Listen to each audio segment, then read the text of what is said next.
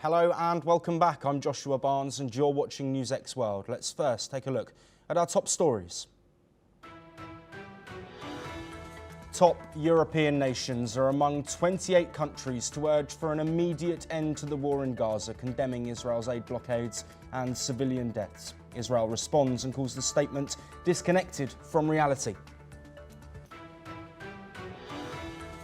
Meanwhile, local health authorities report that at least 12 Palestinians have been killed and dozens more have been wounded by Israeli tank shells fired at tents housing displaced families in Gaza City. A top Catholic cleric has called the situation in Gaza morally unacceptable.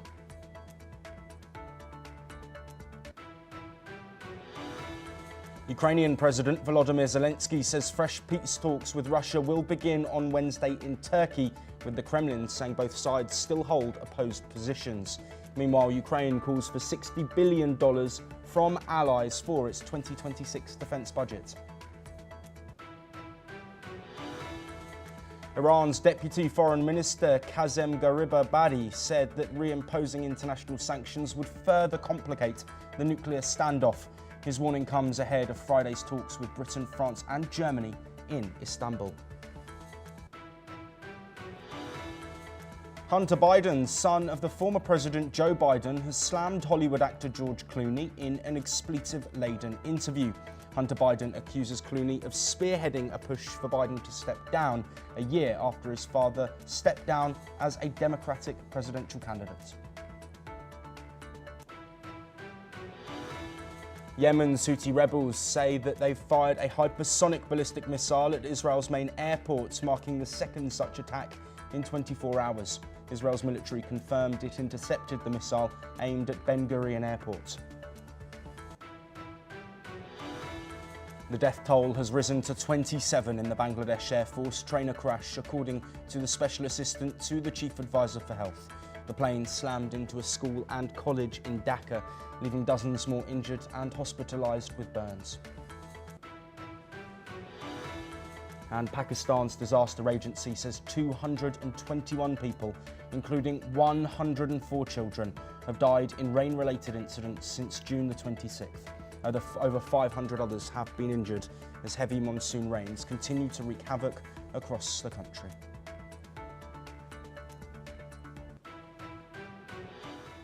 But we start this hour in the Middle East, and in a stark condemnation of the ongoing crisis, the Roman Catholic Church's top cleric in the Holy Land, Latin Patriarch Pier Battista Pizzaballa, described the humanitarian situation in Gaza as morally unacceptable.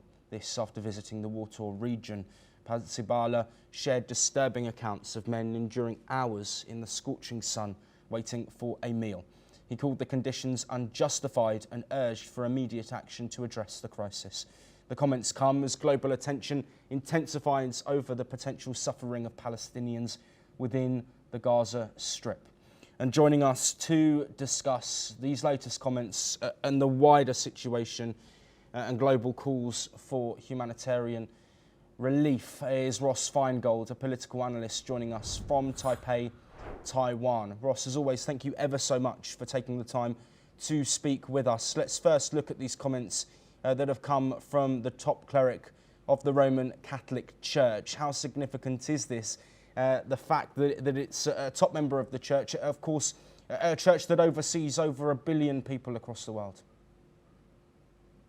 The Israeli government has been fairly resistant to criticism of its war over the past nearly 2 years. So whether that criticism is coming from European governments, Middle Eastern governments, or now the Catholic Church, at least based on past experience, is unlikely to change the policies of the Netanyahu government or how it conducts the war or how it admits relief into the Gaza Strip. There's talk about a ceasefire again. There's renewed talk about that in recent hours. And under the circumstances of a ceasefire, Israel will let in more aid. But short of a ceasefire agreement, it just doesn't appear that Israel is going to change its policies. And that basically means the criticism from the Patriarch, the Latin Patriarch, is really not going to have any effect on Israel's government. If this comment and this condemnation isn't going to have any impact, Ross, do you think the diplomatic efforts of 28 countries who have spoken out about the humanitarian situation in Gaza, is that likely to strike more of a chord with the Israeli government, or is this just a continuation of Israel's military plan until a ceasefire is agreed? At the moment, we'd have to assume it's not going to have any impact on Israel. Israel has gotten a lot of criticism from different parts of the world, from members of parliament, from governments, and increasingly from governments, and of course lots of media criticism as well. But yeah, this long into the war, one thing that we've known is that Israel's government has proven very resistant to the criticism of the impact on civilians. And they continue to conduct the war against Hamas as long as Hamas remains a fighting force. And up to now, the fact is Hamas has retained its own military capability and it continues to battle Israeli soldiers in the Gaza Strip. So again, the hope returns to a ceasefire, and we see the stakeholders are working on that in recent days. There's been a lot of news about that. And the best we could do is hope that there will be a ceasefire and significant amounts of aid could resume. But short of that, it doesn't look like Israel is going to change its policies or allow more aid into the Gaza Strip. Yes, Ross, finally, let's look at this diplomatic effort from mediators, including the US, Qatar, Egypt, alongside, of course, these comments from other European leaders and world leaders. Where do you think the push needs to be sort of put in? Is it a push on Israel and a push on Hamas, or is this just about compromise? And how do these mediators try to reach that as soon as possible to stop deaths on both sides and, of course, return those hostages still being held, both dead and alive, by Hamas? Yeah, there's going to have to be some compromise on both sides. Israel's position is that Hamas has to give up its weapons and leave the Gaza Strip, and Hamas's position is that they want to retain a role in the future governance of the Gaza Strip at the end of the war, and they want any agreement to have a pathway towards ending the war. So their negotiating positions or their goals are so far apart, which really can only give us hope that there'd be some kind of temporary agreement. But the problem with any kind of temporary agreement is that fighting resumes eventually, and we've seen that happen several times with previous ceasefire agreements. But in the immediate interest of getting more aid into the civilians who are certainly suffering, then nobody would deny that, the best hope would be that the two sides would at least come to a temporary agreement that would be a ceasefire and would allow a resumption of large-scale aid. And they're going to have to recognize that they're not going to get the other side to agree to what they want in any kind of short-term ceasefire. And then, as far as putting pressure on Israel, I did say that they're reluctant or they're resistant to pressure from other governments, but it does have some effect. And the negative portrayal of Israel in the international media, that has some effect as well. I do think Israel is sensitive to that, but to actually change their policies, it's probably going to take a lot of pressure from the Trump administration to actually get Israel to do that and to agree to a temporary ceasefire. Yes, absolutely, Ross. You will be staying with us as we stay in the wider region, but move to Iran, where tensions over the country's nuclear program are continuing to escalate as international talks do continue. Iranian Deputy Foreign Minister Kazem Garibabadi has warned that reimposing sanctions would complicate the situation. His comments come ahead of an upcoming meeting with the UK, France and Germany on the 25th of July. The UK, France and Germany, also known as the E3, have threatened to trigger a snapback mechanism which would restore UN sanctions lifted under the 2015 nuclear deal. Garibabadi, however, has dismissed this, calling it legally unfounded. He also pointed out that the Europeans have failed to honour the deal since the US withdrawal in 2018. While Tehran denies any intent to build nuclear weapons, it insists its programme is for peaceful purposes only. The pressure now builds as both sides work to find common ground in ongoing diplomatic talks. Well, Ross, thank you for staying with us. This situation, of course, has been made more complicated by the recent 12-day war and the impact on Iran's nuclear facilities and programme, but a clear distinct effort from Western nations, including the US and the E3 nations, to really push towards getting a deal done so that these snapback sanctions don't come into effect. Comments there from Iran. Are these what you expected? Certainly, Iran is going to take a negotiating position that it opposes the imposition of the snapback sanctions, and that the imposition of those sanctions would be detrimental to future negotiations. Iran might even walk away from any negotiations. So that's not a surprise. On the other hand, Iran obviously has a lot of experience living with sanctions, as damaging as they are to its economy, as angry as it makes the public towards their own government. They basically have been in that situation for a number of years already. So they're used to the sanctions. So it might just be posturing on their part. What I mean is, even if the snapback sanctions are imposed, Iran still might want to negotiate. But ultimately, it really is up to Iran to concede some things here. They're going to have to concede having a nuclear weapons research program. And they're going to have to concede on the transparency issues. They're going to have to let the inspectors return to Iran. They're going to have to turn those cameras back on. And they're going to have to be willing to make those concessions if there really is going to be any agreement, including with the United States. Yes, Ross, and I do want to look at the significant factors that these Western countries are looking at. Why is it so important in their eyes to get this deal done, and what is the risk that would be posed if Iran did have the capabilities for a nuclear weapon? It appears there's a genuine concern about how detrimental to regional peace and security Iran having nuclear weapons would be, because that might set off a race for other countries such as Saudi Arabia to acquire their own nuclear weapons. And the relevant stakeholders, including the United States as well as the Europeans, they don't want to see that. We've dealt with wars in the Middle East now for so many years. It's 25 years since the United States invaded Afghanistan and subsequently Iraq, or nearly 25 years of constant warfare, civil war in Syria, Israel's conflicts with Hamas and Hezbollah, and obviously the more recent Iran-Israel USA conflict. So I think the key stakeholders, they want to see a peaceful region. And it also appears that they're genuinely committed to removing sanctions on Iran if they could reach an agreement. In other words, they want Iran to resume its normal trading relations with the international community. And even President Trump supports that. And he's made it very clear that he's willing to remove sanctions within the framework of a proper agreement. So there certainly is an opportunity here for Iran. They could rebuild their economy. They could have better relations with Europe. They won't necessarily have good relations with the United States, but at least the U.S. might support the removal of sanctions.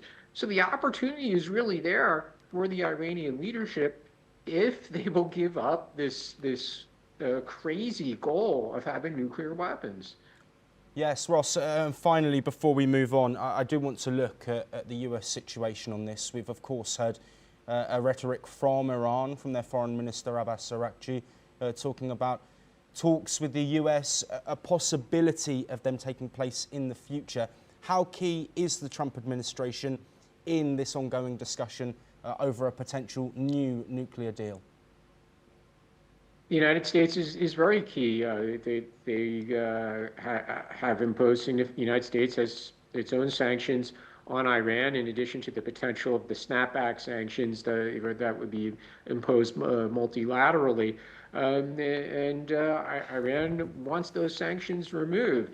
They don't want to constantly be under those sanctions. And I don't think, again, I don't think Iran and the U.S. are going to establish a good relationship, but at least it wouldn't be as angry and dangerous as it currently is now. And I think Iran, at least some people in the leadership there, they seem to want that. They seem to want to at least move forward a little bit with the United States. And they have a president of the United States who also seems willing to do that as well. So again, the opportunity is there for the Iranians to take it. It's just a question of whether or not they're willing to. Ross Feingold, as always, thank you ever so much for joining us and discussing both of those points from the Middle East. We will continue to bring you all of the updates from the wider region here on NewsX World. But we move on now. We head to Europe as Ukraine's ex-defence minister Rustem Umerov will lead Kyiv's delegation in the upcoming peace talks with Russia this Wednesday, as confirmed by President Volodymyr Zelensky. The talks come amid continued conflict, with Moscow downplaying hopes for progress, citing differing views on ending the war. Umerov's delegation will include representatives from Ukrainian intelligence, the Foreign Ministry and the President's office. Russia has yet to announce its team. In the previous round of talks, Moscow was represented by a hawkish historian, Vladimir Medinsky, who Ukraine dismissed as not a real decision maker. Zelensky outlined key discussion points, including securing the release of captives, returning abducted children, halting killings and preparing for a leaders' meeting. However, earlier negotiations in Istanbul failed to yield any major breakthroughs towards peace. Moscow's increased airstrikes suggest it is not committed to halting its offensives, according to many experts. Well, joining us on the programme, Glenn Grant, an ex-advisor to the Ukrainian Defence Minister, who joins us from Riga, Latvia. Glenn, thank you ever so much for taking the time, as always, to join us on the programme. We spoke about the possibility of these talks. Now that they have been confirmed, what will Ukraine be looking for as a resolution after these talks are finished? Well, I mean, it's obviously that Ukraine had to support talks because they've got to stay on side with the US. So I don't think they'll be expecting too much about the war in general. But what they will be looking for is to see whether they can push forward anything to do with the return of the children that have been abducted. The exchange of prisoners seems to be now a pretty much done thing, that each side will exchange prisoners. And I don't see that stopping in a hurry, because even the Americans want to, the Russians want to show that they are doing things in good faith. That at the moment is the only thing that they're doing in good faith, because they've still been stealing children from the occupied territories and taking them away into Russia. To help solve their own personal problems of people. The Ukrainian delegation who will be sent, questions raised about the calibre of negotiators sent by the Russian side. How key is it that Russia sends decision makers to these discussions in order for any progress on peace to be made? I'm not sure that they will. I mean, it's typical of them to not send decision makers. I mean, Lavrov is possibly the only one that has come in the past who might come, but I think he's lost so much credibility for his inability to actually deliver anything except lies, that he probably won't turn up. So if they don't send anybody of any value, then it just highlights that Russia is not serious about peace talks at all.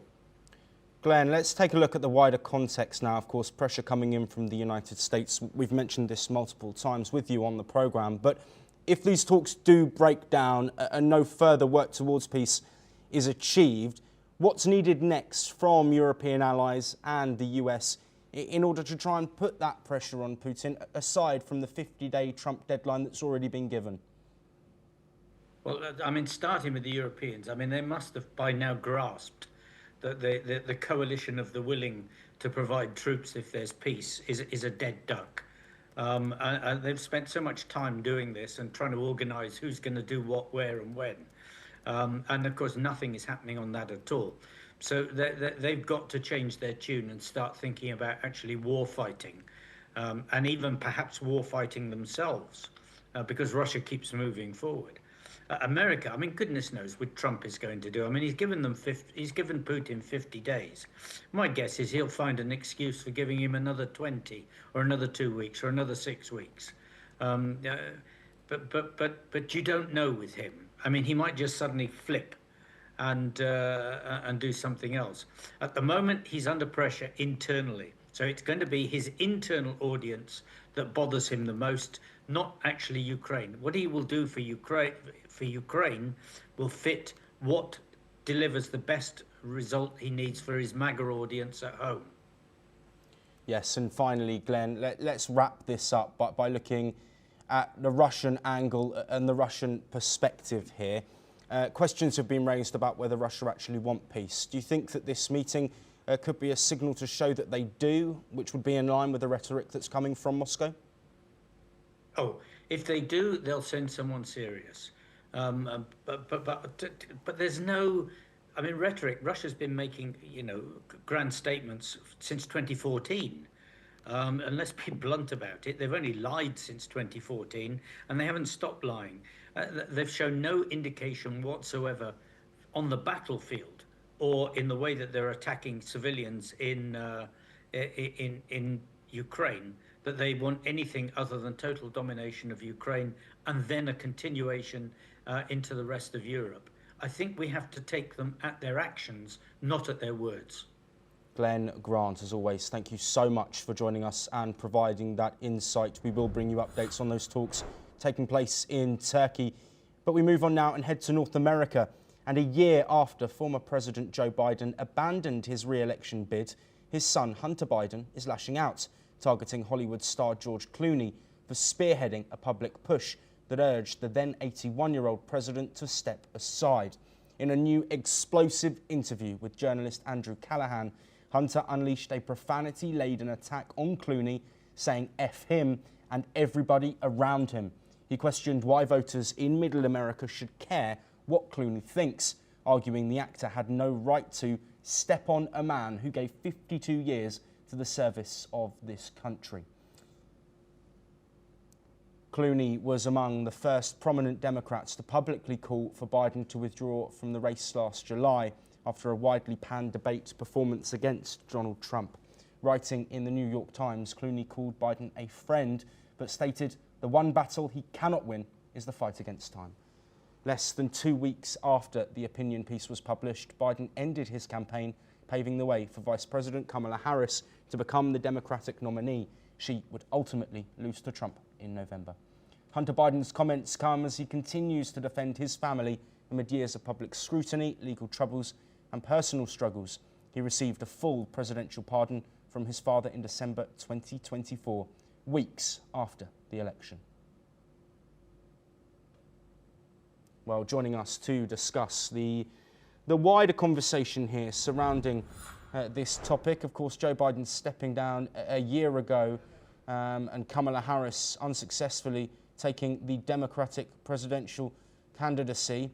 Thomas Porteous from the newsroom, anchor and correspondent. Thomas, quite a lot to unpack here, a very extreme interview that was given, but what's the context behind it? Well, as you've mentioned, Joshua, it's about a year since Joe Biden stepped down from his presidential race in 2024. Some would say in a disastrous manner. It left around 100 days for his successor, Kamala Harris, to take over the reins and run for re-election, ultimately unsuccessful against Donald Trump in the November elections. Many people have blamed Hunter Biden for part of Joe Biden's decline. The younger Biden brother has had multiple addiction issues through the years and reportedly caused his father a lot of challenges throughout his political career. These George Clooney comments, however, we have to unpack. George Clooney is a huge Democrat donor and along with other A-list celebrities has a big say in the Democratic Party. I don't know if you remember that debate between Donald Trump and Joe Biden. Some say that the disastrous first debate that happened between them both, there were huge calls. People could see Joe Biden's mental decline there. People claim to see it before, but they certainly did see it there. So essentially what happened in the Democratic Party, there were powerful people within there that started to voice their opinion that Joe Biden shouldn't run again in 2024. George Clooney was one of the first high-profile people who made this claim, and slowly other voices started to come out once again. Nancy Pelosi, another very powerful Yes. Democrat previously in the House, also asked for Joe Biden to step down. However, George Clooney was the first, hence these comments. But yes, certainly an explosive interview from the former president's son with a YouTuber. Absolutely. Thomas Porteous, you will be staying with us as we move away from North America now and head to the Indo-Pacific. 27 casualties have been reported as a Bangladesh Air Force training jet crashed into a college and school campus in Dhaka on Monday. Let's now take a listen to what the Special Assistant to Chief Advisor on Health has had to say.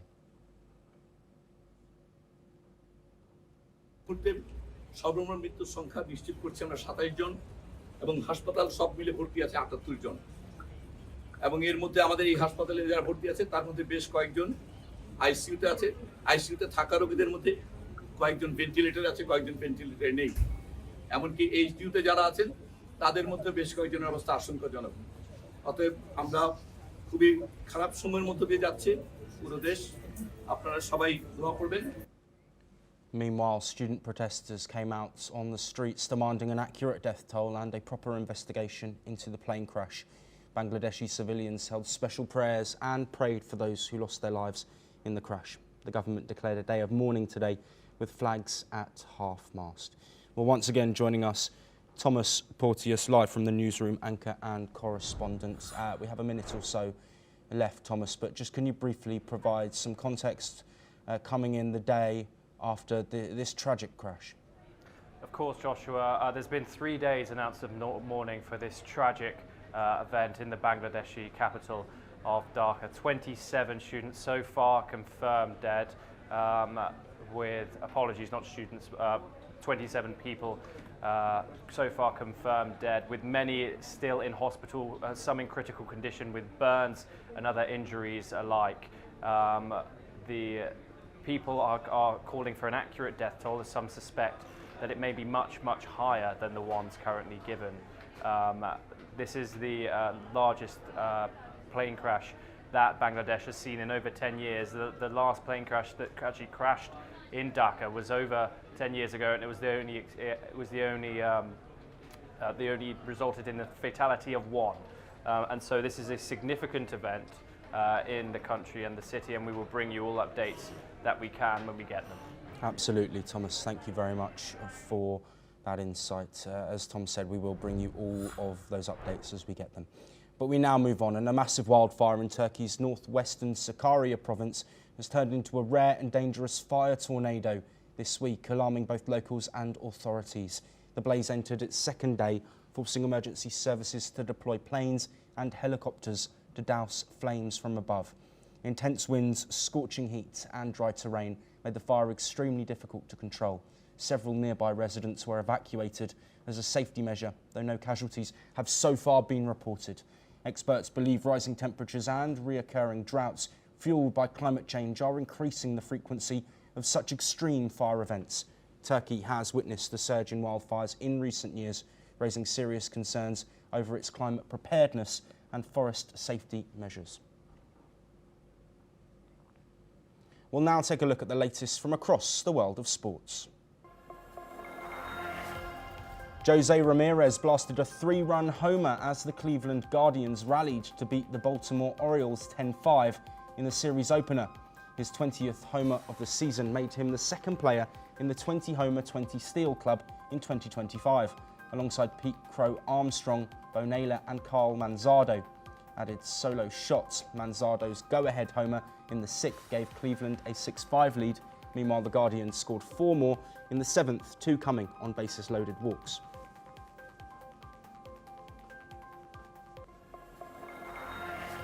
To tennis now, and Greece's Maria Sakarya made a strong start at the Mabadala City DC Open, easing past British Katie Boulter 6-3, 6-4 in her first round match. The 2023 runner-up looked sharp from the outset, controlling rallies and showing her experience on a hard court. Meanwhile, Poland's Magdalena Frek and Magdalenets, the only seeded players in Monday's action, also advanced in straight sets. French defeated Ukrainian qualifier Yulia Starodabstva, while Lynette took down Danielle Collins, who struggled with 13 double faults. In addition, Canada's Leila Fernandez and Victoria Mboko both secured first-round wins. Over in Prague, number 8 seed Alicia Parks beat Mai Hontama 6-4, 6-2. Italian striker Matteo Retegui has joined Saudi Pro League side Al Qadisiyah from Atlanta, with reports saying he signed a 4-year deal worth around €65 million, making him the most expensive Italian player ever. Retegui scored 25 league goals last season after joining Atalanta from Genoa, helping secure a third-placed finish. Meanwhile, the club praised his impact and wished him well. The 26-year-old Argentine-born forward, who plays for Italy, has 6 goals in 20 international caps. Back to tennis, and Dan Evans fought back to defeat Zizou Bergs in a thrilling first-round clash at the Washington DC Open. The 35-year-old Briton, who won the title in 2003, rallied in the final set with 2 breaks to earn his first hard-court tour win since October 2024. Meanwhile, Japan's Yoshihito Nishoika, a former finalist in DC, snapped his losing streak with a 6-4, 5-7, 6-1 victory over Jenson Brooksby.